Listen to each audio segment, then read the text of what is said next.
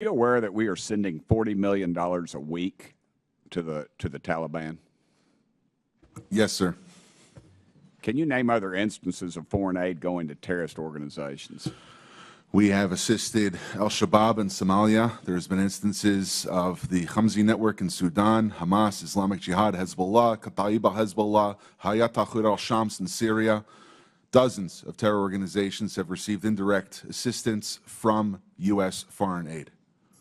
Could you elaborate a little bit on the mechanisms in place that are to stop foreign aid from going to terrorist groups, and why are they not working if we have any in place? Sure. And I would note that these are, you notice, these are terrorist weaponry. You see some AKs, SKSs, some snipers, some clips, some clip carriers, probably made in China. And I believe these are small landmines here beside right there.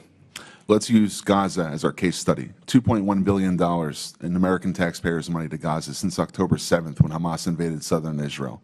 USAID money was going in terms of an emergency use authorization to try to go to parties that USAID formerly had a relationship with in the Gaza Strip. They had to have been vetted by OFAC. They should have been vetted against the special designated terror list from the State Department and from other Treasury organizations. Waivers were granted because they said that there was an emergency use to have that money come in to Gaza, thereby jettisoning the usual typical screening procedures. As a result, 90% of aid that was going from the United States by way of its agents in Gaza ended up in Hamas-controlled areas. And this is ridiculous. Essentially, what the U.S. assistance to Gaza did was underwrite the ability for Hamas to survive until the ceasefire was just passed a few weeks ago. There was no strategic thought for it, and there was no screening. Seems like the emergency might have been armed terrorists to kill civilians. Would that be accurate? That's accurate, and even more than that, Samantha Powers, the administrator for USAID, was intent on having Israel not be able to defend itself. To not be able to defend it. Correct. Mr. Primorak, is that correct? How do you say that? Primorak? I got Burchett, man. Nobody gets mine right, so don't worry about it. What is it, Primorak? Perfect. All right, thanks, brother. How do terrorists exploit our foreign aid loopholes? Well, we have a lot of our international. Can you pull your mic up? I'm sorry. Can you hear me? Yes, sir. You have international NGOs and UN agencies actively lobby here in Washington, D.C. against vetting policies that would prevent it. I was the senior vetting officer at USAID, and what we did. Did you say United Nations is doing this? The UN? Sure, everybody who's getting money lobbies here. That they're lobbying against us. I'm sorry, Mr. Roman. There's actually someone who used to work for one of those lobbies, the largest NGO lobby, Interaction. One of our co-witnesses here worked for them from 2018 to 2023. USAID effectively self-funds its own external private lobby that then goes back to Congress and asks for more money for USAID.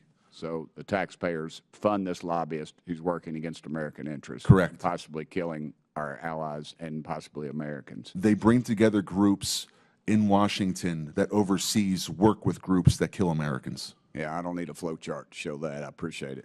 Do you think USAID programs have been aligned with the national security interests of the U.S.?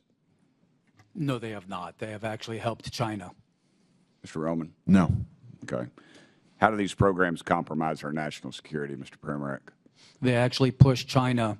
They actually push much of the world towards China on the green energy agenda. They push people, ordinary people, billions of people towards China because of the resentment caused by our social reengineering. Are we being lobbied by these pro-communist China groups currently? Well, a lot of these countries don't even have to lobby because they get the money anyway, like South Africa. Yeah, and in fact, these lobbyists have come to the House and have tried to kill legislation like H.R. 160, which was meant to increase transparency in USAID's funding of overseas organizations. Is that a current piece of legislation? That's from the last session. And give me that number again. H.R. 160. And what does it do?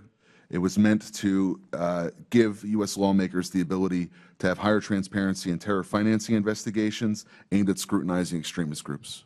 Mr. Primorak? We had a regulation before we left in the last administration that anybody who touches money in countries where there's terrorists, those names have to go through databases, terrorist databases. That was overturned by Biden. Overturned by Biden. Chair Lady, I am currently 5 seconds, but I wanted to mention something. There's a lot of rhetoric used on this committee And I would urge my friends on both sides of the aisle, let's stick to the actual information.